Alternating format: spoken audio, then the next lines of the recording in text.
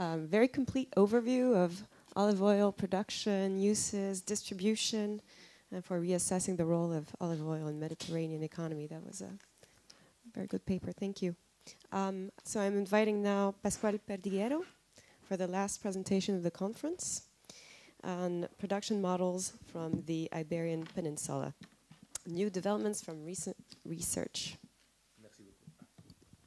Merci beaucoup. Tout d'abord, pour commencer, mon collègue Feliciana Sala et moi-même tenons à remercier les organisateurs de nous avoir invités à cette réunion scientifique. C'est très intéressant. Et je m'excuse car ma connaissance de français est encore très limitée et avec votre permission, je ferai la présentation en anglais.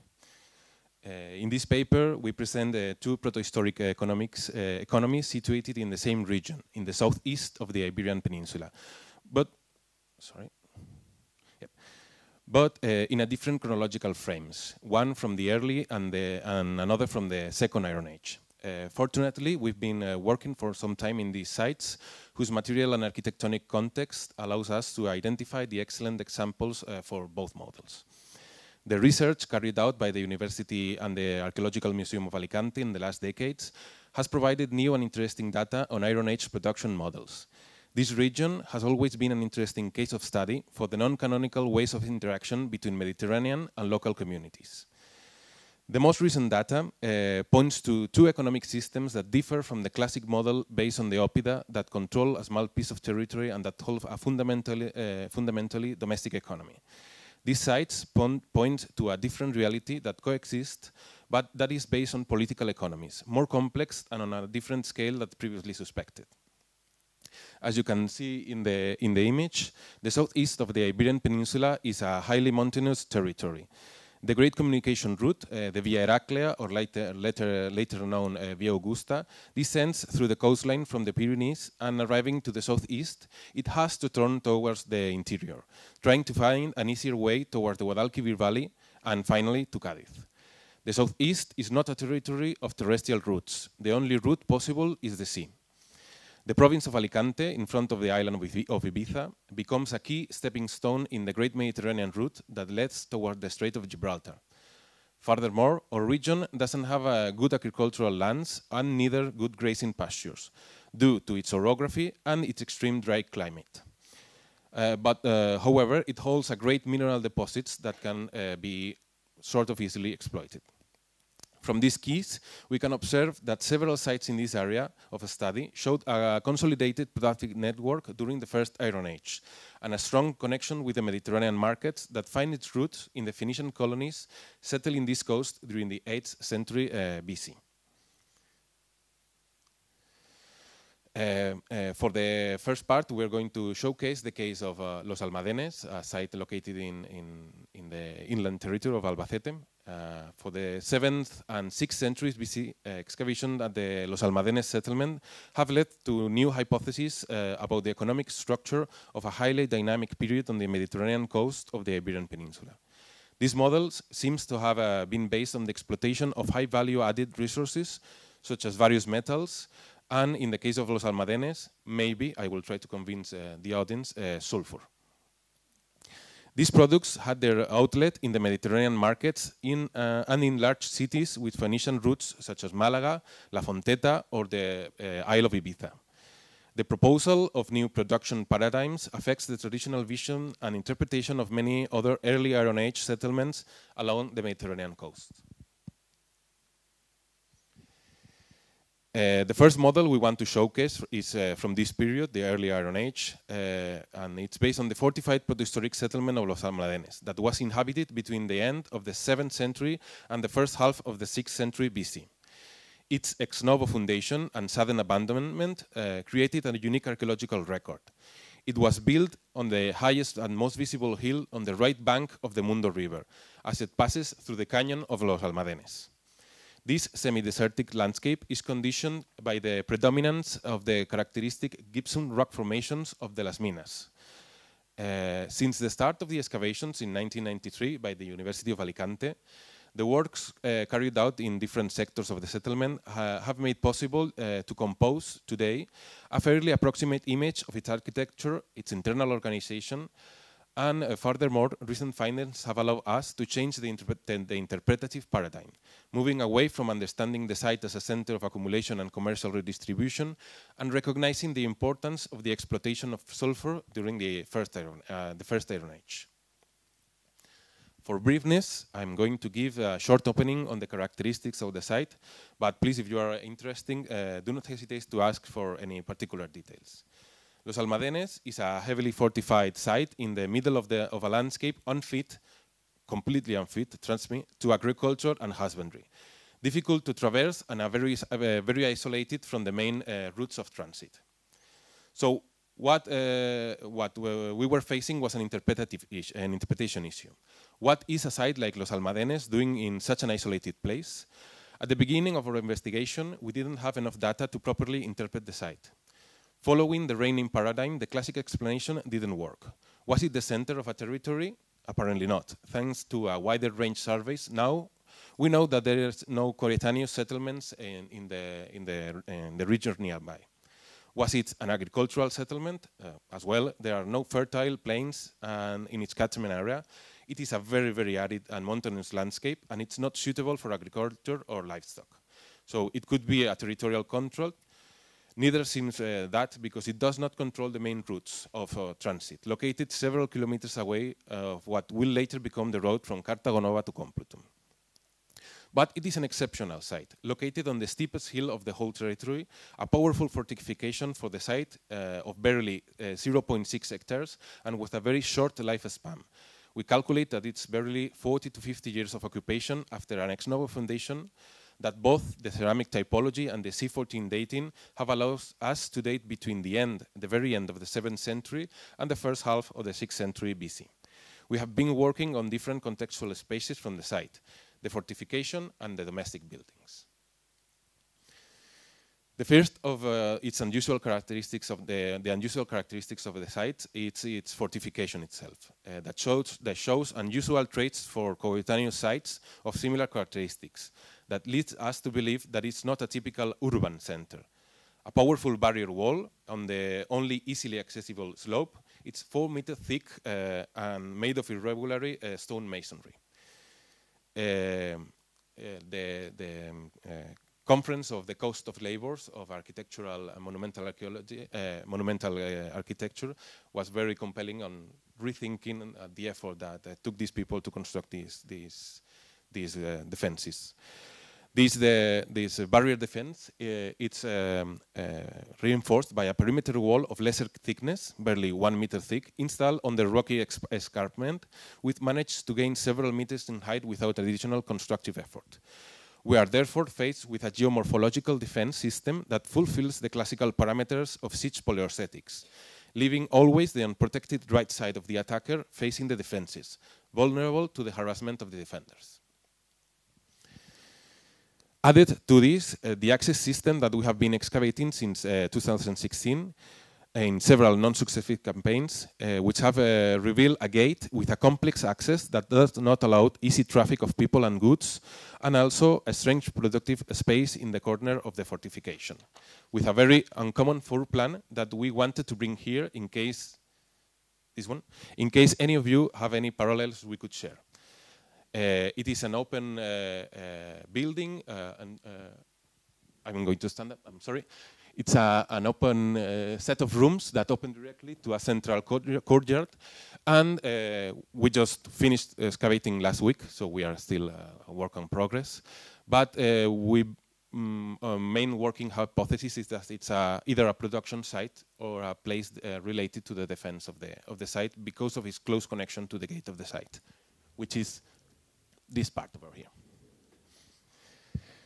Therefore, we find ourselves with a complex access syntax that reinforces the idea of the sites in Castellamento, excessive defenses that are justified as necessary due to the southern end of the site. Furthermore, the urban planning of the site does not follow orthogonal or regular patterns, although the different buildings are constructed respecting a central road that links the western bastion with the access gate, leaving wide areas still unconstructed, maybe planned for further expansion that never came to be. However, what is most striking is the dichotomy between buildings. A few of them which have a very complex floor plan with many rooms, and others with a single cell. You can see the two cases showcased in the edificio number 1, and then the simpler floor plan ones with the edificio number 2. I'm sorry, I lost myself. Yeah, although interesting social readings can be made, we believe that there is not enough time to get into this with this paper. What is interesting is the sudden abandonment of the site at an undetermined point in the middle of the 6th century, which fossilizes a context previously unknown in the region. This has allowed the management of abundant data on a microspatial scale that has enabled us to propose functional interpretation from the different spaces and rooms of the buildings. The reason for this sudden end of the site is still unknown, but we have a few working hypotheses. The material findings offer a huge amount of data. Especially interesting is the overabundance of amphora and other storage vessels that suppose around the 80% of the findings. How can we explain the excessive presence of hundreds of amphora in a short-lived settlement? So far, the implementation of context analysis have been inconclusive, as they have only tested positive for the content analysis, sorry, not context, has tested positive for beeswax, a well-known insulator that makes the containers waterproof. There are many details that we could get into, but unfortunately, or fortunately for the audience, if I'm boring you, we don't have enough time. The excellent level of conservation has also helped us to complete the repertoire of ceramic vessels and locate them exactly in their context of abandonment. Here we can see that common household items are located in the smaller domestic buildings, while the built houses, also with domestic repertoires, concentrates most of the vessels destined to store liquids and foodstuffs. All of these pots are made in two particular pottery fabrics that point to a very homogeneous chain of supply with only one of two centers. Unluckily, so far we haven't been able to locate these sites of origins, and we don't know any kilns in the nearby of the site. The lack of agricultural or productive land points, productive land points, in our opinion, to a practice of organized supply rather than traditional exchange practices, pointing then to an organized collective or directed effort. So how could we explain the site in a landscape context such as the one in which it is located? The only idea left was to study the mineralogy of the territory that shows that it is located in the center of the natural occurring sulfur area. We know that this area has been in use since at least since the Middle Ages, when, thanks to the Andalusian geographer from the 12th century, Al-Zuhri, when describing the reaches of the Segura River, wrote that sulfur from Medellin was being exploited and exported throughout the Mediterranean, even as far as Baghdad. In fact, the name of the site, Los Almadenes, comes from the Arabic name for the mine, Al-Madin. The exploitation of this sulfur has been in operation until the 70s from the last century, from a small village 2 kilometers away from the deposit called Las Minas, again meaning in Spanish, the mines. This new hypothesis takes off in 2016 when excavations at the settlement recovered a small lithic tool that we have interpreted as a small crusher with what appear to be traces of sulfur. Scanning electron microscopy, SAM, and micro RFX and surface analysis confirm our suspicion. Sulfur was being worked at Los Almadenes. A review of this type of pieces from older excavation allowed us to confirm the abundance of quartzite lithic tools that were used to process this mineral. Hence, we only missed the landscape to paint the whole picture. In 2019, intensive surveys of all the surrounding have found several trenches between 25 and 80 meters in length and between 1 and 2 meters in depth that were located in the vicinity of the site, which can be unequivocally linked to mining practices. This interpretation was given by their direct relationship with large quantity of prehistoric material identical to the repertoire documented at the site that confirm an exploitation scenario in a 6th century BC context in the landscape near the site. But following other examples that have been shown in this conference, such as Monsieur Oliver's example with the salt or Madame Dercol with the oil, we have to ask a question. What was the need for such an effort to obtain sulfur? The uses of sulfur are widely known in ancient times, from medicinal use, such as related in the Dioscorides, a treaty of medical matter, written only a few decades later than the occupation of Los Almadenes, or also to purify and cleaning purposes, such as seen in the Odyssey. In this passage of the Odyssey, when Odysseus came back to Ithaca and has killed all the lovers of Penelope, orders this exact to an old servant to bring me sulfur, which cleanses all pollution, and fetch fire, that I also might burn it, and purify the cloisters of the palace, which gives an interesting reading about this passage, associating the lovers with a plague. So it's a really interesting thing. But the most interesting use, and what we think is key in this moment, is the relation with the chaîne opératoire of producing wine. Whenever you have to change the wine from vessel to vessel, from year to year, you have to burn sulfur inside the pots in order to avoid contamination between years. So this way, the methodological approach to change the interpretation paradigm consisted in the combination of the re-study of previous campaigns, the archaeological excavation, the application of chemical analysis, and the intensive survey of the adjacent terrain, allowing us to develop a new interpretation of the function and origin of this protohistoric enclave. The classic explanation of an early oppida didn't work for the case of Los Almadenes. Since then, we've been developing a hypothesis that during the 6th century, there could be more complex in economic terms than previously suspected. This site, strongly fortified and with a proto-industrial mode of production and a very hierarchical organization, could be interpreted as a complex economic enterprise that can be exported to the study of multiple sites in the southeast. And that shows a strong interconnected web of specialized sites that produce high-value products, such as sulfur and metals, that are drained towards the coast and shipped to the Mediterranean markets by the Phoenician colonies. Sulfur in Los Almadenes is just one of these products, but iron, silver, and other metals complete the picture. We could say that Almadenes is the essay of a complex and supra-regional model that ends up failing and directly causes its complete abandonment. This model has a very short lifespan, barely half a century. This momentary complexity will disappear in the next century with the development of the Iberian oppida. So our hypothesis of a complex system only makes sense with specific social and economic conditions. This sudden abandonment of the site shows that such an enterprise can only be understood in a supra-regional economy, with a political economy. And the question of why would a community move such a workforce and huge amounts of resources to mine sulfur can be easily answered by scarcity and need. The growing need of sulfur combines with the scarcity of it. In the whole Mediterranean, we only know the mines of Sicily in exploitation since the Bronze Age, but under the monopoly of the Greeks. Hence, the need for the Semitic half of the Mediterranean to procure a steady supply of this precious mineral.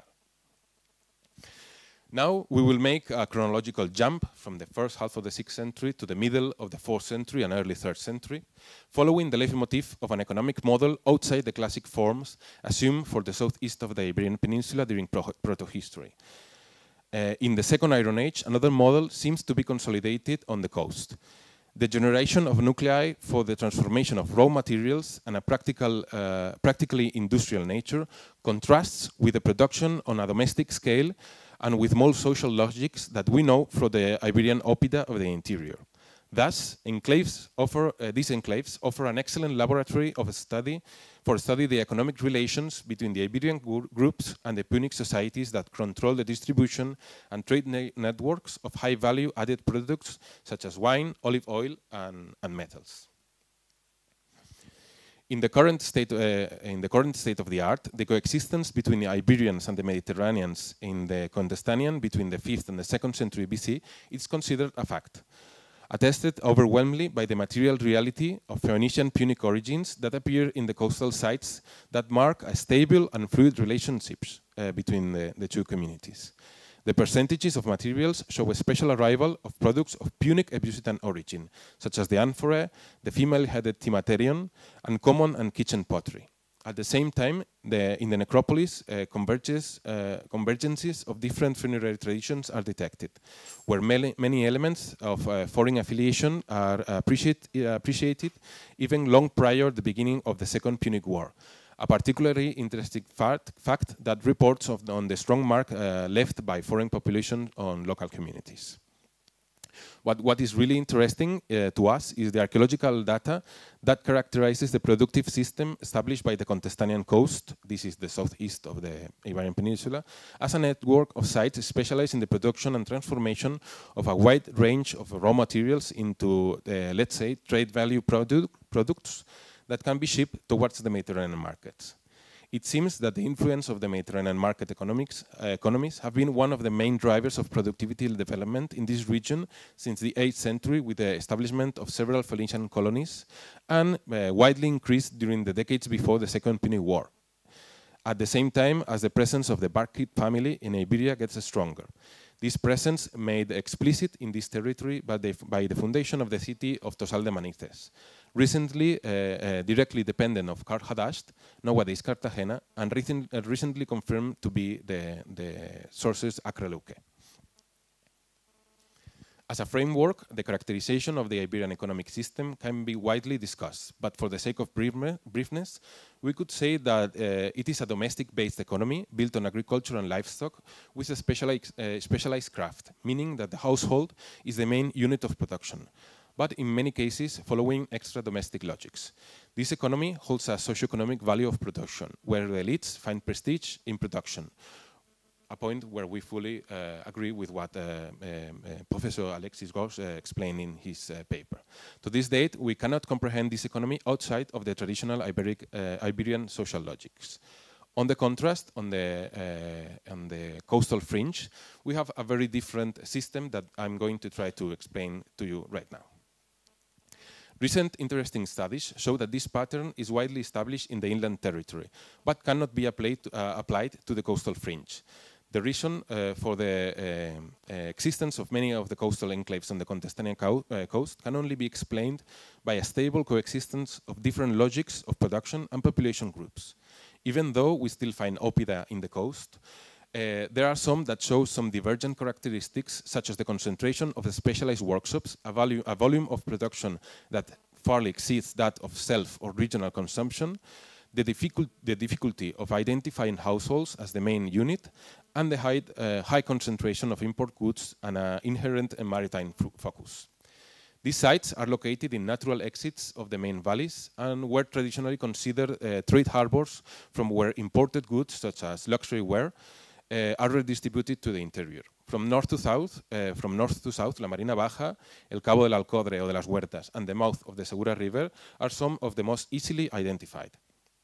At this point, we have to take into account the proximity of the island of Ibiza, at this moment a vibrant economic and trading hub that exerts a true monopoly in managing maritime trade in this region. Now we will go through a particular case of study that has been work from the Archaeological Museum of Alicante, and Feliciana and I have the pleasure to collaborate. And it's a particular case study for these coastal sites that break the norm of Iberian settlements and that, in our opinion, show an interesting structure of production dynamics. The best known case is that of La Illeta dels Banyets, a fortified settlement in a small peninsula in the center of the Contestanian coast, where the study of the chain of pegatoires and the pottery wares can manifest a high degree of connectivity with the Mediterranean trade networks, and especially with the Busitan trade sphere. The phase of the late 4th century and the phase of the late 4th century and the early 3rd century BC shows a high density of concentration of workshops destined to transformation of raw products into valuable trade goods, such as olive oil, salted fish, or wine, all of them with high demand in the Mediterranean markets. All of this without a single, easily identifiable domestic unit. Also, we have 2 temples and a central warehouse. I'm sure this display sparks interesting reflections on the productive organization and social structure of the settlement. Furthermore, an analysis on the technology of the chains opératoire and modes of production point to a very clear Punic origin, with the closest parallels at Ibiza, Sardinia, Carthage, and the circle of the Straits of Gibraltar, especially when it comes to the wine-producing circle, from the technology we observe in typical Iberian sites. It's especially interesting the fact that there are not evidences of direct exploitation of the raw resource in this settlement. The tools are found in a myriad of small settlements located in the inland valleys that were believed to be satellites of Laieta dels Banyets. This would bring the raw resources to Laieta to be processed, a system reminiscent of the Portuguese feitorias in the African Atlantic coast during the modern age. In this sense, there is also a noticeable production of iron and lead. This one most probably related to the cupellation of silver. A starting reduction is made in situ, but the final smelting furnaces seem to be located in Laieta as well. Truth be told, only minor archaeological research has been made in those inland settlements, and there is still a lot to understand about them. In this sense, the concentration of amphora kilns in this region further proves intensive productive networks destined mostly to the shipment of products and goods towards both the interior and the Mediterranean markets. Thanks to a thorough but still ongoing research focused on pottery production, we believe that we can only now see the role of pottery as a relational medium.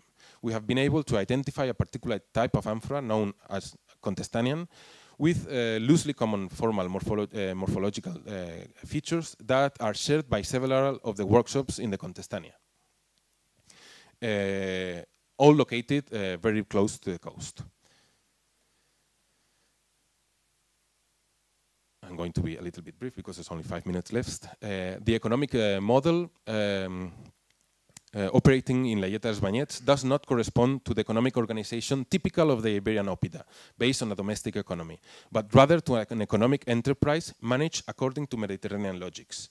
This is not a unique case on the Contestanian coast. On the contrary, a pattern of coastal exploitations can be observed. This could define a model of cultural and colonial interactions that took place during the Iberian period on the Contestanian coast, in which we have already seen that the Punic world played a very important role, especially from the nearby city of Ibiza, but whose colonial origins can be dated back to the Phoenician presence throughout the Alicante coast. This presence makes Contestania, and especially its coast, a fasces of the Iberian world very open to Mediterranean and dependent to a greater or less extent on its economic dynamics. All of these sites are located on fortified coastal hills with near harbors to provide good berthing points and temporary shelters. This is combined with good maritime visibility, often prioritized over land visibility. All of these are of a small size, always less than 1 hectare and of an average of 0.5 hectares. Moreover, the scarcity or poor quality of surrounding agricultural soils defines their landscape and share a superabundance of imported repertoires, not only amphora, but common and kitchenware as well. To wrap up, enclaves such as Los Almadenes and Laieta dels Banyets offer an excellent laboratory for studying the economic relations between the local groups and the Punic societies or Phoenician societies that control the distribution and trade networks of high value added products such as wine, olive oils and metals. We believe that the southeast of the Iberian Peninsula was more was more connected, okay, to the Mediterranean productive and commercial networks than previously suspected. We believe that these two models that live outside the classic paradigm of product-story economy in this area only show an extreme complex reality that now we can get a glimpse of. These two models show that there's still a lot of work to do, and we would like to take this opportunity to receive as much feedback as possible. There is still a lot of work to do, and thank you very much. Merci de votre attention.